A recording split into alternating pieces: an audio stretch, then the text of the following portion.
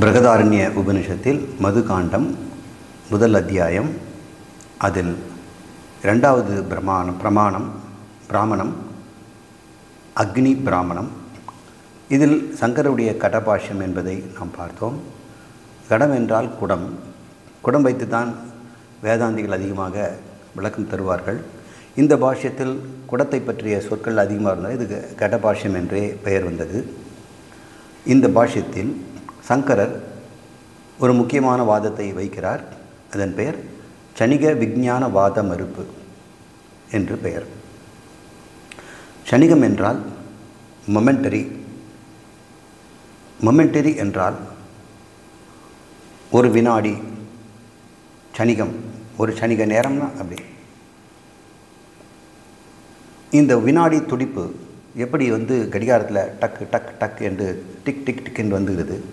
அதுவே வேகமாக தண்ணீர் சொட்டுச்சுன்னா tick tick tick tick tick என்று சொல்லும். இப்போ சப்தம் விட்டு விட்டு துண்டு துண்டாக வரும்போது அதுக்கு சணிக சப்தம்னு சொல்கிறோம். வெளிச்சம் கலங்கரை விளக்கத்துலேருந்து அல்லது டார்ச் லைட்லேருந்து ஏதாவது ஒன்றில் பழைய பல்புகளில் பார்த்தோம்னோட ஒளி படப்படன்னு பொறி மாறி வரும். அதுவும் சணிகம்னு தான் சொல்கிறோம். அதுக்கு சணிக ஜோதி அப்படின்னு பிரிச்சுக்கலாம். சணிக சப்தம், சணிக ஜோதி, சணிக பிரகாசம் அப்படி வச்சுக்கலாம். சணிக விஞ்ஞானம் என்றால் என்ன அப்படின்றால், உங்களுடைய மனதில் எழுகின்ற எண்ணங்கள் துண்டு துண்டு துண்டாகத்தான் எழுகிறது, விட்டு விட்டு வருகிறது. அதனால் அது பேர் சணிக விஞ்ஞானம். விஞ்ஞானம் என்றால் அறிவு, பலவிதமான அறிவு. குறிப்பாக இங்கே புத்தியையும் உனது மனதையும் குறிக்கிறது. உன் மனத்தில் எழுகின்ற அனைத்து எழுச்சிகளும் அது உனது உணர்வாக இருக்கலாம். பயம், கோபம், காமம், அன்பு, பாசம் போன்றதாக இருக்கலாம். அதுவும் கூட துண்டு துண்டாக சணிகமாக வருகிறது. உன்னுடைய எழுகிற சிந்தனைகள், நான் அதை செய்வேன், இதை செய்வேன், அதை நான் திட்டமிட்டிருக்கிறேன் என்று எதையாவது நினைத்தால் அவைகளும் சணிகமாகத்தான் வருகின்றது. வெளியே இருந்து ஏதாவது ஒரு பொருளை நீ பார்த்தால் அந்த பார்க்கின்ற பொருளும் தொடர்ச்சியாக நீ பார்த்து கொண்டே இருந்தாலும் கூட உன்னுடைய கண் வழியாக துண்டு துண்டாகத்தான் செல்கிறது. இது தான் இந்த காலத்தில் டிஜிட்டல் அப்படின்னு சொல்கிறாங்க. முன்ன காலத்தில் சப்தங்களை எல்லாம் அனலாக் என்ற முறையில் பதிவு செய்தார்கள். அனலாக் என்றால் தொடர்ச்சியாக இடைவிடாததுன்னு அனலாகுன்னு பேர். டிஜிட்டல் என்றால் விட்டு விட்டு இடைவிட்டதுன்னு அர்த்தம். ஒரு தகவலை தொடர்ச்சியாகவும் பதிவு செய்யலாம், இடைவிட்டும் பதிவு செய்யலாம். அப்போ சார் இடைவிட்டு பதிவு செய்தோம்னா நடுவில் இடையில் விட்ட இடத்துல ஏதாவது மௌனம் ஆகிடுமே, ஒன்றும் இல்லாமல் போயிடுமே. அப்படி இல்லை, அந்த இடைவிட்டு பதிவு தான் பண்ணுறோமே தவிர அதை ஓட விடும்போது தொடர்ச்சியாகத்தான் அனுப்புவோம். அந்த தொடர்ச்சியிலும் கூட உன்னால் அந்த இடைவெளியை கவனிக்க முடியாத அளவுக்கு வேகமாக சென்றால் உனக்கு அது இடைவிட்டதாக தெரியாது.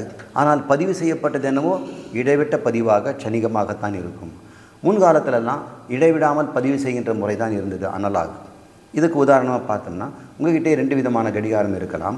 ஒரு கடிகாரத்தில் அந்த முள் விட்டு விட்டு விட்டு விட்டு நகரும், அது டிஜிட்டல். அந்த எழுத்து கூட 30, 31, 32 என்று ஓடும். சில கடிகாரங்களில் சில்க் என்று சொல்வார்கள். அதில் வினாடி முள் சர்ற என்று சுற்றும், இடைவிடாமல் சுற்றும், ஃபேன் சுற்றுற மாதிரி போகும். இந்த ஃபேனை ரெகுலேட்டர் கூட பார்த்தோம்னா 1, 2, 3ன்னு முன்னே இருந்தது. சில இடங்களிலே திருகுற மாதிரி இடைவிடாமல் திருகலாம். அப்போ இடைவிடாமல் திருனா அது அனலாக் என்று பெயர். 1, 2, 3 ஸ்டெப் வைஸ் போனோம்னா அது சணிகம் என்று பெயர், டிஜிட்டல் என்று பெயர். இந்த இடத்திலே நீ உள்ளத்திலே, மனதிலே, அந்த கரணத்திலே எதையெல்லாம் உணர்கிறாயோ, எதையெல்லாம் அறிகிறாயோ, எதையெல்லாம் சிந்திக்கிறாயோ அத்தனையும் டிஜிட்டல் என்று பௌத்தர்கள் சொல்கிறாங்க. சார் டிஜிட்டலுங்கிறது இன்றைக்கி தானே வந்திருக்குது. பௌத்தர்கள் புத்திசாலிங்க, புத்தி கூர்மையானவர்கள். அவர்கள் கண்டுபிடித்தார்கள் நம்முடைய மனம், புத்தி வேலை செய்கின்ற விதம் சணிக விஞ்ஞானம் என்று சொல்கிறார்கள். அதனால் என்ன சார் பிரச்சனை, உங்களுக்கு ஏதாவது கஷ்டமா? நாங்களும் அதையே தான் சொல்கிறோம், புத்தி சணிகமாகத்தான் இருக்கிறது. என்ன பிரச்சனை என்றால் இவர்கள் ஆத்மாவையும் பிரம்மத்தையும் இல்லை என்று சொல்கிறார்கள். உனது ஆத்மாவே புத்தி தான். அது நிலையற்ற துடிப்பாக வருகின்றது. தொடர்ச்சியாக ஒன்று வந்து கொண்டிருந்து இடைவிடாமல் விட்டு விட்டு வருது. ஆனால் தொடர்ச்சியாக வந்து கொண்டிருந்தால் அதை பிரவாகம் என்று சொல்கிறோம். பிரவாகம் என்றால் நீர் ஓட்டம். தண்ணீர் ஒரு ஒரு கால்வாயிலே வேகமாக போயிட்டுருக்குது. ஆனால் எப்பொழுதுமே அந்த தண்ணீர் அந்த கால்வாயில் இருப்பது போல தான் தெரியும். ஆனால் ஒரு தண்ணீர் கூட நீ பார்க்கின்ற இடத்துல ஒரு வினாடி தான் இருக்கும். அது நீ பார்க்கும் பொழுதே இன்னொரு இடத்துக்கு சென்றுவிடும். அதே இடத்துல இன்னொரு தண்ணி அங்கே வந்து நிற்கும். ஆனால் நீ அதே தண்ணியை பார்த்துட்டு தான் நீ நினச்சிட்டு இருப்ப. ஆனால் உண்மையிலே நீ பார்க்கின்ற தண்ணீர் ஒவ்வொரு வினாடியும் அந்த இடத்துலேருந்து வேறே சென்று வேறு ஒன்று அங்கே வருகிறது. எனவே அது நித்தியமாக உனக்கு கண்ணுக்கு தெரிகிறது. நித்தியம் என்றால் மாறாததாக தெரிகிறது. ஆனால் உண்மை மாறிக்கொண்டே இருக்கிறது. மாறிக்கொண்டே இருப்பது தொடர்ச்சியாக இருந்தால் மாறாதது போல் தெரியும் என்று ஒரு வாதம் இருக்கிறது. இது உண்மைதான். என்றால் திரைப்படத்தில் கூட நீங்கள் டிவி ஸ்க்ரீனில் பார்க்கின்ற படங்கள் எல்லாம் தொடர்ச்சியாக துண்டு துண்டான படங்கள் தான். இடைவெளி மிக சிறிய சனப்பொழுதிலே ஒரு வினாடிக்கு 50 முறை அல்லது 25 முறை அதை மாற்றி மாற்றி போடும் பொழுது உனக்கு அது தொடர்ச்சியாக இருப்பது போல் தெரிய இடைவிட்டு வருவதாக தெரியாது. என்னடா உன்னுடைய கண்ணுக்கு இந்த இடைவிட்ட இடைவெளியை கண்டுபிடிக்கிற அளவுக்கு வேகம் பத்தாது. மிக அதிகமாக ஒரு ஒரு ஃபோட்டோகிராஃபிக் மெத்தட் இருந்ததுன்னா அப்போ இடைவெளியை நீ பார்த்துடலாம். சரி, இதெல்லாம் ஒரு விஞ்ஞான பகுதி. நீங்கள் தெரிஞ்சுக்க வேண்டியது புத்த மதத்தில் இருக்கிறவர்கள் சொல்லுகின்ற அந்த கருத்து நாம் 100க்கு 100 ஏற்றுக்கொள்ள வேண்டியது தான். ஆனால் அவர்களை ஏற்றுக்கொள்ளாத ஒன்று என்று என்ன அர்த்தம் என்றால், இந்த சணிகவாத விஞ்ஞானத்தோடு நித்தியமாக ஒரு ஆத்மா இருக்குது என்பதை ஒத்துக்க மாட்டேங்கிறாங்க. உலகம், புலன்கள், எனக்கு வெளியே உலகம், புலன்கள், புலன்களுக்குள்ளே போன உடனே என் புத்தி. இந்த உலகம் புத்தியிலே நான் அறிகிறேன். உலகத்தை நான் இங்கே தான் அறிகிறேன். இங்கே நான் எப்படி அறிகிறேன்? சணிகமாக அறிகிறேன். சரி, இதற்கு பின்னாடி ஆத்மா இருக்கிறதா? இல்லை. அப்போது நாம் ஒருவேளை சிதாபாசம்னு சொல்கிறோமே, இந்த புத்தியில் பிரதிபலிக்கின்ற ஆத்மாவை சிதாபாசம் சொல்கிறவே, அதைத்தான் இவங்க சணிகம்னு சொல்கிறாங்களா? உண்மையிலே அதைத்தான் அவங்க சணிகம்னு சொல்கிறாங்க. ஆனால் சித்து ஒன்று இருக்கிறது, அது ஆபாசம் என்று சொல்வதில்லை. இந்த சணிகமாக இருக்கின்ற புத்திக்கே அந்த பாசம் என்று சொல்லக்கூடிய அறிவுத்தன்மை இருக்கிறது என்று சொல்கிறாங்க. அப்போ ஜடத்துக்கு அறிவுத்தன்மை இருப்பதாகவும் சொல்கிறாங்க. நாம் புத்தியை ஜடம் என்று ஒத்துக்கொண்டு சணிகம் என்று ஏற்றுக்கொள்கிறோம். ஆனால் அதற்கு உண்டான அந்த ஞான பிரகாசம் சைதன்யத்திலிருந்து வருகிறது சொல்கிறோம். எனவே அதை வந்து சிதாபாசம்னு சொல்கிறோம். இவர்கள் சிதாபாசத்தை சித்து என்று எடுத்துக்கொள்கிறார்கள். அதற்கு பின்னாடி ஆத்மா என்பதோ பிரம்மம் என்பதோ இல்லை என்பதால் கடவுள் மறுப்புவாதிகளாகவும் ஆத்மா மறுப்புவாதிகளாகவும் இருக்கிறார்கள். நீங்கள் சொல்லுவது நான் எடுத்துக்கிறேன். அப்போ மோட்சங்கிறது என்னங்க? நாம் கடவுளில் சேருவோன்னு சொல்கிறாங்களே, புத்த மதத்தில் என்ன சொல்கிறாங்க? உனக்கு துன்பங்கள் எல்லாமே இந்த மனசுலேருந்து தானேப்பா வருது. உனக்கு துன்பம் போனால் மனசு போனால் தான் முடியும். அதனால் சணிகமாக இருக்கின்ற இந்த தொடர்ச்சியாக வருகின்ற இந்த எண்ணத் தொடர்களை நீ நிறுத்திவிடு. நான் எப்படி நிறுத்த முடியும்? அது நின்று போனால் நீ துக்கங்களிலிருந்து அனைத்திலிருந்து விடுபடுகிறாய். இனிமேல் எண்ணமற்றவனாக ஆகிறாய். சரி, ஆகிட்டேன், நான் இருப்பேனா? இருக்க மாட்டாய், சூன்யம் இருக்கும். ஏயா, துக்கம் இருக்கும்போது அப்பப்போ அந்த துக்கத்தை நான் நீக்கிக்கிட்டேன். நீ துக்கம் சொல்கிறேன்னு சொல்லிட்டு ஒட்டுமொத்த என்னையே இல்லைன்னு சொல்கிறிய. நீ இல்லாமல் போனால்தான் உனக்கு மோட்சம்ங்கிறான். தலைவலிக்குதுன்னு சொல்லி டாக்டர் போனால் மருந்து கொடுப்பாருன்னு பார்த்தா இவர் தலையே எடுத்துடுறாருங்கிறாரு. அப்படி தலையை எடுத்துகிட்டு பிறகு தலைவலி போயிடுங்கிற மாதிரி இவங்க சொல்கிறார்கள். அதனால் புத்த மதத்தினுடைய கோட்பாடு அவங்களுக்கு நல்லதாக இருக்கலாம். ஆனால் அது மாதிரி மனதை சணிகத்திலிருந்து நிறுத்தி விடுவது என்பது சாதாரண விஷயம் இல்லை.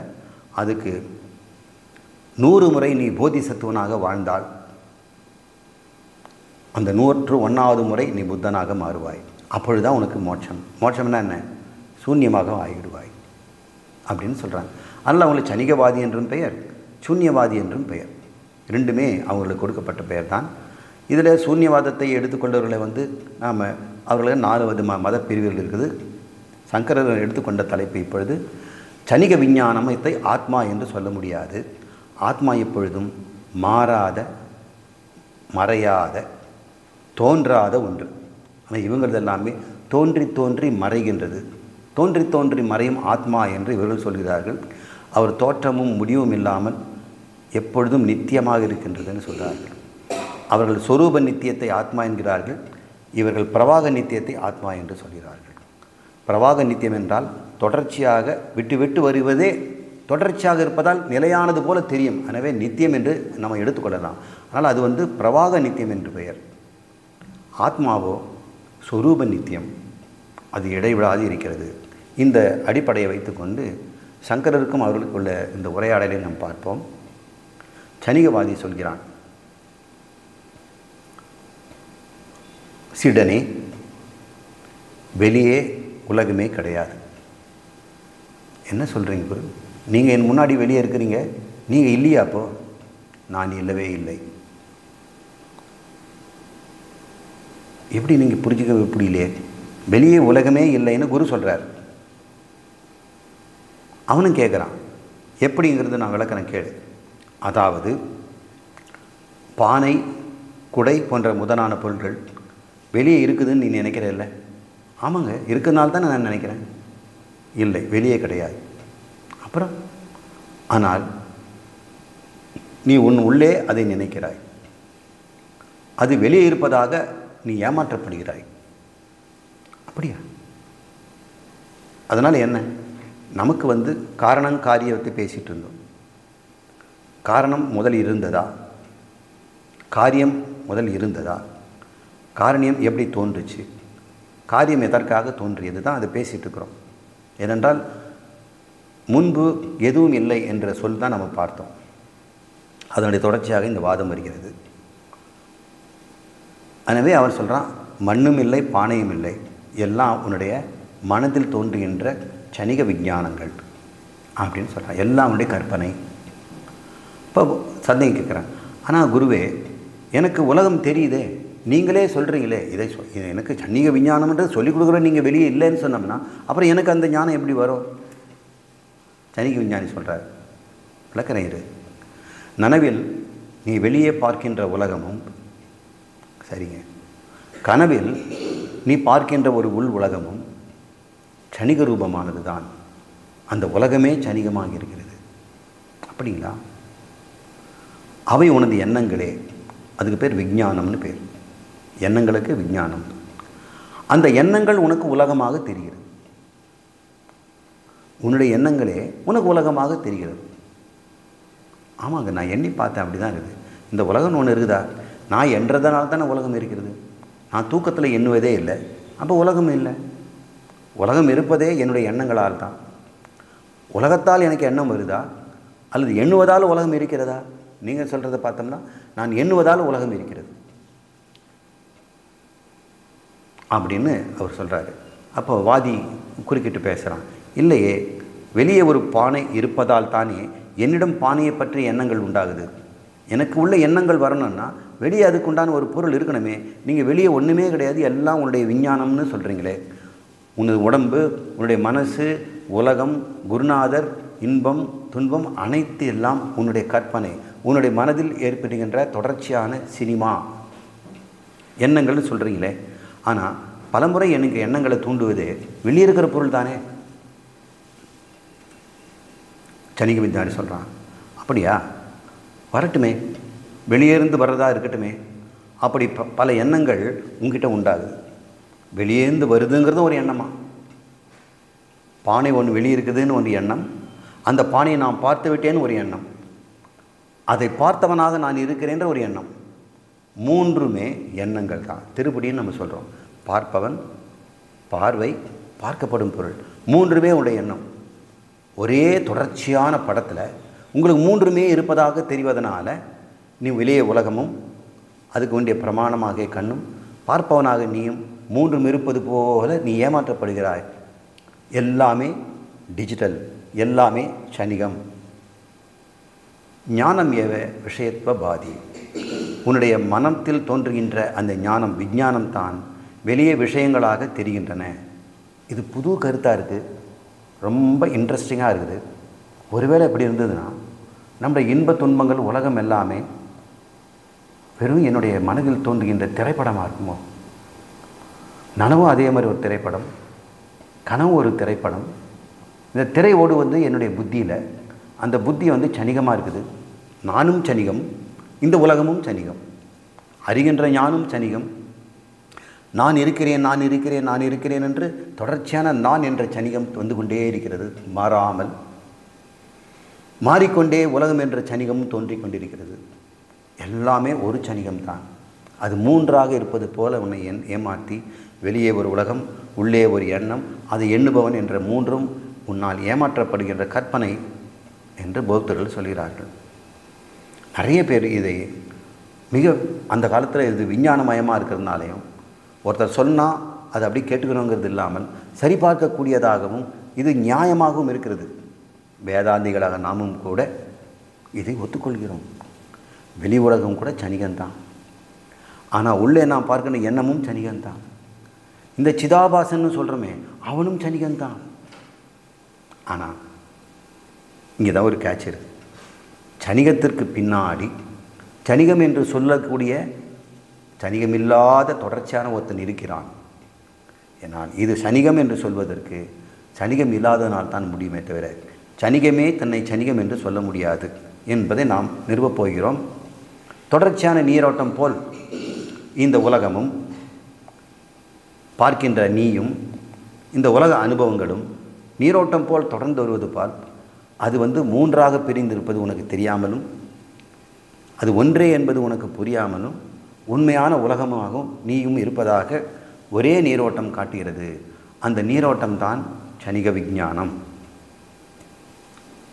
அப்போது நானே என் குரு எதிரிலேருந்து புத்தராக இருந்து பேசுகிறார் நான் பண்ணிக்கிறேன்னா? ஆமாம். இது என்னடா ரொம்ப போச்சு, இத்தனை நாள் குருவை தேடி போனேன், குருவை நானே கற்பனை பண்ணிவிட்டு எனக்கே நான் டீச் பண்ணிக்கிறேன்னா? அவங்களுக்கு தான் வெளிச்சம். அதனால் அவங்க சொல்கிறாங்க, வெளியே உலகம் இருக்குதுன்னு சொன்னால் தானே அதுக்கு காரணம் முதல்ல இருந்ததா, உலகம் காரியமாக, அதுக்கு காரியமாக உலகத்துக்கு ஒரு காரணம் இருந்ததா அப்படின்ற கேள்வியெல்லாம் இந்த உபநிஷத்தில் கேட்டதில்லை.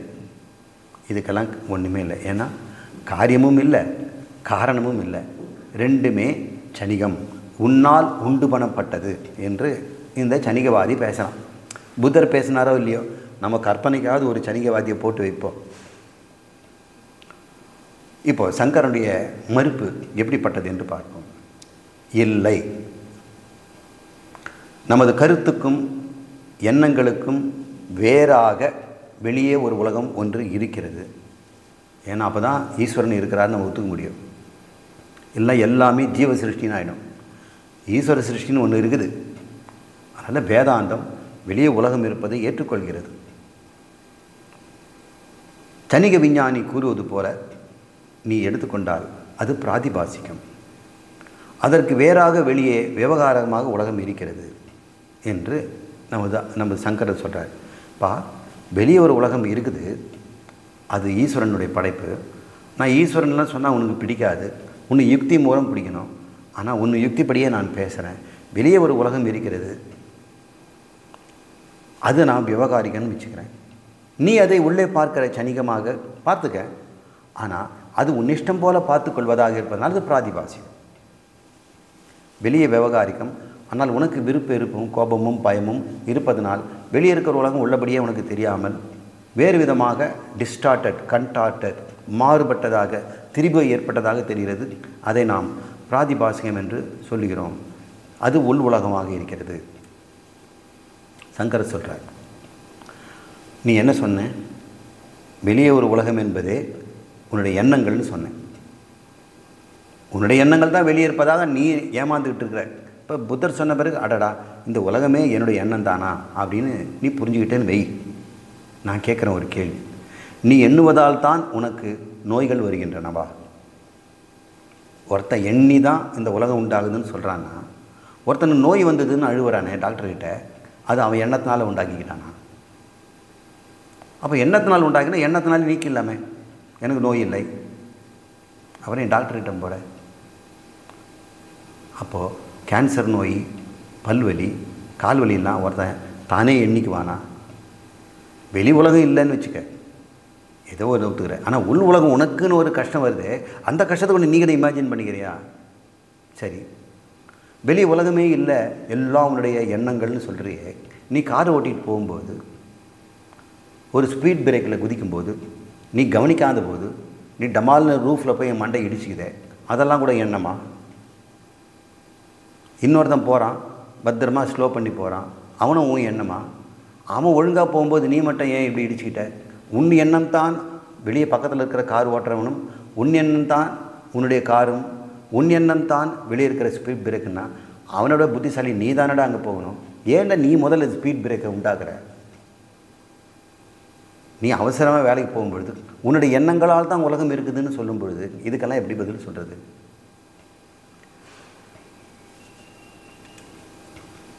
எனவே சிருஷ்டிக்கு முன்னே ஒரு காரணம் இருந்தது என்பதை ஒத்துக்க. அதுதான் சிருஷ்டி செய்து அந்த சிருஷ்டி உண்மையில் உண்டு, நீ அதை பார்க்கிறாய். எனவே காரணமும் உண்டு, காரியமும் உண்டு, இரண்டும் ஒரே சமயத்தில் ரெண்டுமே இருந்தது. இதுக்கு பேர் சத்காரணவாதம், சத்காரியவாதம் என்று சொல்வார்கள். காரணமும் இருந்தது, காரியம் இருந்தது. நீ என்ன சொல்கிற? காரணமே கிடையாது, காரியமாக இருப்பதாக இருப்பதும் உன்னுடைய கற்பனை என்றும் சொல்கிற. அப்போ காரியமும் இல்லை, உனக்கு காரணமும் இல்லைங்கிற சனிகவாதிக்கு. ஆனால் வேதவாதி சொல்கிறான், காரணமும் இருக்கிறது, காரியமாகிய ஜகத்தும் இருக்கிறது, ரெண்டுமே முன்னாடியே இருந்தது என்று சொல்கிறோம். இதுதான் நம்முடைய வாதத்தினுடைய மைய கருத்து. சனிகவாதி என்ன சொல்கிறான்? வெளியே உலகமே இல்லை, எனவே உலகத்தை சிருஷ்டி செய்ய ஒரு காரணம் வேணுமான்னு கேட்டால் இல்லை. உலகமே இல்லைங்கிறதுனால காரியமும் இல்லை. அப்போ காரண காரியவாதம் ரெண்டு இருக்கிறதுனால அவனை அசத்காரியவாதி என்றும் அசத்காரணவாதி என்றும் அவனை சொல்லலாம். ஒன்றுமே இல்லைங்கிறான். அப்போ இருக்குதுங்கிறதெல்லாம் உன்னுடைய கற்பனைங்கிறான். ஆனால் நம்ம சொல்கிறோம், காரணமும் இருக்கிறது, காரியமும் இருக்கிறது, சிருஷ்டிக்கு முன்னாடி ரெண்டுமே இருந்தது என்று சொல்கிறோம். இப்பொழுது நாம் இந்த சனிகவாதியிலிருந்து விடுபட்டு காரண சத்தா என்பதை பற்றி விசாரிப்போம். அதாவது காரணம் இருந்தது. அடுத்து காரிய சத்தா என்பதை விவாதம் பண்ணுவோம். காரியமாகிய பிரபஞ்சமும் இருக்கிறது. ஏன் இதை பற்றி பேச வருதுன்னா, பௌத்தர்கள் சொல்கிறாங்க, இந்த ஜகத்து என்பதே உன்னுடைய கற்பனைங்கிறதுனால ஜகத்து இல்லை. இப்போ ஜகத்துக்கு என்ன பேர் சொல்கிறோம்? காரியம்னு சொன்னோம். காரியமே இல்லாதனால அது ஒரு காரணம் எதுக்கு? அதனால் காரணமும் இல்லை, பிரம்மமும் இல்லை, ஜகத்தும் இல்லை. அப்போ என்னதான் இருக்குது? சூன்யம். நீ இருக்கிறியே, அது உன்னுடைய கற்பனை. ஓ, நான் இருக்கதே என் கற்பனையா? ஆமாம், நீ சனிக விஞ்ஞானத்தில் நீ இருக்கிறேன்னு சொல்கிற. அப்போ எனக்கு இந்த விடுதலை எப்போ? இந்த சனிகம் எப்பொழுது நின்று போகுது? கடைசியாக மெழுகுவத்தியில் இருக்கக்கூடிய அத்தனை மெழுகு எரிஞ்சு பிடிச்ச பிறகு சுடர் எப்படி அணைகிறதோ அதுபோல் உன்னுடைய சனிகம் கடைசி சொட்டு சனிகம் இருக்கும் வரை இருந்துவிட்டு அந்த சனிகம் மறைந்த நீங்கி விடுவாய். அப்போ யார் இருப்பாங்க? நீ இருக்க மாட்ட. வேறு என்ன இருக்கும்? யாரும் இல்லாதனால சூன்யந்தான் இருக்கும் என்பது அவருடைய வாதம். இப்போது நாம் காரணம் இருந்தது என்பதை நாம் விசாரித்து உண்மை என்று சொல்லுவோம். ஏனென்றால் பிரம்மம் இருந்தது, அதுதான் படைத்தது என்று நாம் சொல்ல வேண்டியிருக்கிறதுனால காரணம் இருந்தது. இது பற்றியது காரண சத்தா விசாரம்.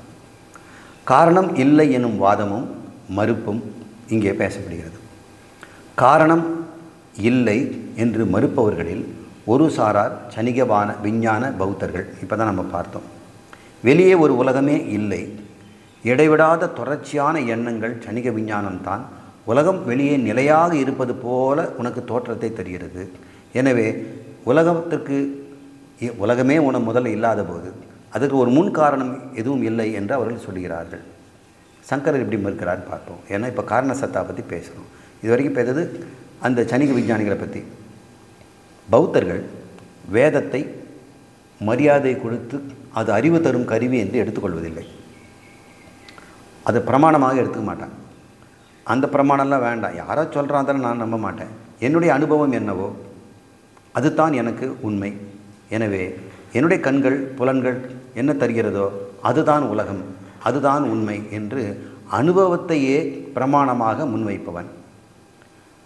உனக்கு அனுபவத்துக்கு மாறாக ஒன்று வேதம் சொல்லுவதனால அனுபவத்தையும் மாறி ஒன்று சொல்வதை நான் எப்படி எடுத்துக்க முடியும்? அனுபவப்படி நான் ஜீவன், அனுபவப்படி எனக்கு உலகம் துன்பம் தருகிறது, இதெல்லாம் என்னால் கண்டுபிடிக்க முடியுது. என்ன அனுபவத்தை அறிவை வச்சுக்கிட்டு நான் சனிக விஞ்ஞானத்தை உண்டாக்கிட்டேன். நான் வேதம் என்ற ஒரு பிரமாணத்தை சொல்லி அனுபவத்துக்கு முரணான ஒன்று அது சொல்லுது. இங்கே 2 இல்லைன்னு சொல்லுது. ஆனால் என்னுடைய அனுபவமும் எப்பவுமே 2ஆக இருக்குது. நான் இருக்கிறேன், உலகம் இருக்கிறது. அதுக்கு தான் நான் என்ன பண்ணுறேன், நானும் உலகமும் ஒரே சனிகம் என்று சொல்லி பிரச்சனையை முடிச்சிட்டேன். நீங்கள் என்ன பண்ணுறீங்க, காரணம் ஒன்று இருக்கிறது, பிரம்மம் என்று ஒன்று சொல்கிறீர்கள். அது வேதம் சொல்லுவதனால, அது 2அற்ற ஒன்று என்று சொல்வதனால நாங்கள் அதை ஏற்கப் போவதில்லை. எங்களுக்கு 2அற்ற ஒன்று இருக்கிறது, அது சனிகம். நீங்கள் 2அற்ற ஒன்று இருக்குதுன்னு சொல்கிறீங்க, அது சனிகம் அல்ல, நித்தியமாக இருக்கக்கூடிய ஒரு ஞானமயம்னு சொல்கிறீங்க. நித்திய ஞானமாக இருக்கிற சத்தியம் ஞானம் அனந்தம் பிரம்மம் என்று சொல்கிறீர்கள். நாங்கள் சனிக ஞானம் அந்தம்னு சொல்கிறோம். ஏன்னா ஒரு காலத்தில் முடிஞ்சு போயிடும். இப்போ உங்களுக்கு எங்களுக்கும் நிறைய வேறுபாடு இருக்குது. நீங்கள் வேதத்தை எடுத்துக்கிறீங்க, எங்களுக்கு வேதம் வேண்டாம், நீங்கள் சொல்கிறது எங்களுக்கு திருப்தியாக இருக்குது அப்படின்னு சொல்கிறான். எனவே சங்கரர் அவங்க போக்கில் தான் அவங்கள நாம் முறியடிக்க முடியும். சரி, அடைய பௌத்தனே, சனிக விஞ்ஞானியே கேள், உனக்கு அனுபவம் தான் பிரமாணங்கிற, அதை வச்சே உனக்கு பேசுகிறேன். ஏன்னா வேத பிரமாணத்தை சொன்னால் நீ கோவம் வந்துடும், நீ ஒத்துக்க மாட்டேன். இப்போ சொல்லு, அனுபவங்கள் உன்னுடைய சாஸ்திரத்தைப்படியே நான் பேசுகிறேன், உங்கள் நூலில் இருக்கிறதே சொல்கிறேன். 3 விதமான அனுபவங்கள்னு சொல்கிறேன். ஒன்று பெயர் பிரத்யக்ஷம், 2வது ஸ்மிருதி, 3வது பிரத்யபிக்ஞா என்று 3. இது தான் 3 அனுபவம். நீ உள்ளுக்குள்ளே அனுபவிக்கின்றது இது 3ஆக இருக்கிறது. சொல்லுங்கள், நான் புத்த மதத்தை சேர்ந்தவன் தான், இதெல்லாம் எனக்கு தெரியாது, நீங்களே சொல்லிடுங்க. தெரியும், உனக்கு தெரியாமல் தான் புத்த மதத்துக்கு போய் உட்கார்ந்துட்டுருக்கிறேன் சொல்கிறது கேள். பிரத்யட்சம் என்றால் என்ன என்றால், நேரடியாக புலனியால் கிடைக்கின்ற அனுபவம். புலன் என்பது சப்த ஸ்பரிச ரூப ரச கந்தம் என்று 5 புலன்கள். சப்த அனுபவம், ஸ்பரிச அனுபவம், ரூப அனுபவம், ரச அனுபவம், கந்த அனுபவம். இந்த 3ம் நேரடியாக நீயே உலகத்திலிருந்து பெற்றுக்கொள்கிறாய். உனக்கு நடுவில் தரகர் இந்தாங்க இதை வாங்கி கட்டுங்க அப்படின்னு உனக்கு நடுவில் யாருமே இல்லை, நீ நேரடியாக வாங்கிக்கிற. நீ நேரடியாக ஹோட்டலுக்கு போய் சாப்பிட்டேன்னா அது வேறு. நீ ஏதாவது ஒரு ஆளுக்கிட்ட வாங்கி வர சொல்லி அவன் வாங்கினது கொடுத்து அனுபவிச்சின்னா அது நேரடி அனுபவமாகாது. எவன் ஒருவன் தன் புலத்தை கொண்டு நேரடியாக பார்த்து நேரடியாக கேட்கிறான், அது பேர் பிரத்யட்சம்னு பேர். இது மாதிரி ஒரு அனுபவம் இருக்கா? இதுதான் சார் என் அனுபவமே. சரி, இன்னொரு அனுபவம் சொல்கிறேன். உனக்குள்ளே இருக்கக்கூடிய அனுபவம் ஸ்மிருதி.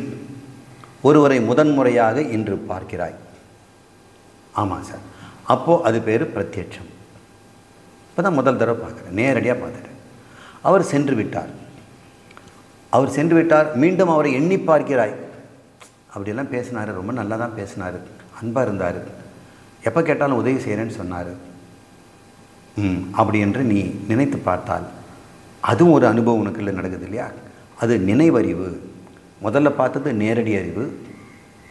அவர் போன பிறகு அவரை நினைச்சு பார்க்கும் பொழுது நினைவிலிருந்து வருகின்ற அறிவு, அது நினைவு, அது பேர் ஸ்மிருதி என்று பெயர். இதுவும் புரியுது சார். இப்போ 3வது சொல்கிறேன், பிரத்யபிக்ஞா. பிரத்யக்ஷ பிரதி அபிக்ஞா என்று இது பெயர். பிரத்யக்ஷமாக எதை பார்த்தாயோ நேரடியாக, அதனுடைய ஒரு பிரதி ஜெராக்ஸ் காப்பி, அதை மறுபடியும் பார்த்தால் உண்டாகின்ற ஒரு அனுபவத்துக்கு பேர் அபிக்ஞா என்று பெயர். இதை அறிந்ததை அறிதல் அப்படின்னு அர்த்தம். அறிந்ததாய் அறிதல். உதாரணம் சொல்கிறேன். நேற்று ஒரு பொருளை பார்த்தாய். என்ன பார்த்த? ஒரு வெள்ளை நிறத்தில் ஒரு பூனையை பார்த்தேன். இன்றும் அதையே பார்க்கிறாய். ஸ்மிருதியில் நேற்று ஒருவரை பார்த்தாய், இன்று அவரை பார்க்கல, ஆனால் மனசை பார்க்குற, அதனால் ஸ்மிருதி. இப்போது நேற்று ஒரு பூனை பார்த்தாய், இன்றும் அதே பூனை அதே இடத்துல உட்காந்துட்டுருக்குது, அதே அனுபவம் தான் உண்டாகுது. இப்போ இந்த அனுபவத்தை என்ன சொல்லுவேன்? பிரத்யட்சம்னு சொல்வியா? சார் பிரத்யட்சமாக தானே பார்க்குறேன், அது நேற்றே பார்த்து முடிச்சிட்டேன், இப்போ மறுபடியும் பார்த்துட்டு பூனை இருக்குதுன்னு நான் சொல்லுவேன்? இன்னும் உட்காந்துட்ருக்கானாங்க அப்படின்னு பார்ப்பேன் இல்லையா? இப்போ நீ இந்த ரெண்டாவது ஒரு பொருளை பார்க்கும் பொழுது பார்த்ததைத்தான் பார்க்கிறேன், அதை பார்த்த ஞாபகம்னு பேர். எப்பொழுதெல்லாம் பார்த்த ஞாபகம் வருகிறதோ அது ஒரு அனுபவம், அது பேர் பிரத்யபிக்ஷனா. முதல் தடவையாக நீ பார்த்தினா அது பிரத்யட்சம், அது காக்னிஷன். ரெண்டாவது தடவை பார்க்கும்போது அட நேற்றே பார்த்தது தானே இது அப்படின்னு மறுபடியும் பார்த்தால், நினைத்தால் பார்த்தால் அது ரீகாக்னிஷன், ரெகக்னிஷன். முதல்ல பார்த்தா காக்னிஷன், ரெண்டாவது அதையே பார்த்தால் ரெகக்னிஷன், கண்ணை மூடிக்கொண்டு சிந்தனை பண்ணி பார்த்தால் ஸ்மிருதி என்று 3 அனுபவங்கள் உங்கள்கிட்ட இருக்குதா? ரொம்ப நல்லா சொன்னீங்க சார். 3ம் எனக்கு இருக்கு. இது தவிர எதாவது இருக்குதா? இந்த 3 தான் என்னிடம் எப்பொழுதுமே இருக்கிறது. சரி, இந்த முதல் 2 விடுவோம். நேரடி அனுபவம்ன்ற பிரத்யட்சம், ஸ்மிருதி என்கின்ற நினைவறிவு. நினைவறிவு தான் ஏராளமாக இருக்கே, வாழ்க்கையில் நடந்ததெல்லாம் நினச்சி பார்த்துக்கிட்டே இருக்கிறோம். பிரத்யபிக்ஞா என்று உனக்கு அனுபவம் ஏற்படனா அதுக்கு சில நிபந்தனை இருக்குது. நேரடி அனுபவத்துக்கு நிபந்தனை இருக்குது. நீ அனுபவிக்கின்ற பொருளும் ஒன்றாக சேரணும். ஊறுகாய் இருக்கிறது, நாக்கில் வந்தால் தான் அது உனக்கு அனுபவம். கண்ணில் பார்த்தோன்னா வெறும் காட்சி அனுபவம் தான். சுவை அனுபவம்னா நேராக உள்ளே வந்தாகணும். காட்சி அனுபவம் கூட கண் முன்னாடி வரணும். கண் முன்னாடி இல்லாமல் எங்கேருந்து யாரோ சொன்னாங்கன்னா அது அனுபவங்காக. அப்போ உனக்கு நேரடி அனுபவத்துக்கு என்னென்ன கண்டிஷனும் உனக்கு தெரியும். நேரடியாக நீ இருக்கணும், அந்த விஷயமும் இருக்கணும். நினைவுக்கு என்ன கண்டிஷன்? நீ ஏற்கனவே பார்த்துருக்கணும், அவ்வளோதான். பார்த்ததை மனசை நினச்சி பார்க்கணும். இந்த கண்டிஷனாக ஓகே. பிரத்யபிக்ஞா என்ன கண்டிஷன் தெரியுமா? சொல்லுங்கள். நீ பார்த்த பூனை அங்கேயே இருக்கணும், பார்த்தவனும் நீயாவே இருக்கணும், வேற ஒருத்தனாக இருக்கக்கூடாது. நேற்று அந்த பூனை இருந்தது, நீ இருந்தாய். இன்றும் அந்த பூனை இருக்குது, இன்றைக்கும் நீ இருக்கணும். என்ன சார் நான் தான் இருக்கிறேன்? இல்லை, சில சமயம் அந்த பிரச்சனை வரும், அதுக்கு தான் சொல்கிறேன். பிரத்யபிக்ஞா என்றால் அனுபவிக்கின்ற நான் 2 அனுபவங்களிலும் தொடர்ச்சியாக இருக்கணும். நேற்று அனுபவம் இருந்தது, நான் இருந்தேன். இன்றைய அனுபவம் அதே தான் வருது, இங்கின்னும் நான் தான் இருக்கிறேன், வேற ஆள் இல்லை. அப்படி ஒன்று இருக்குது.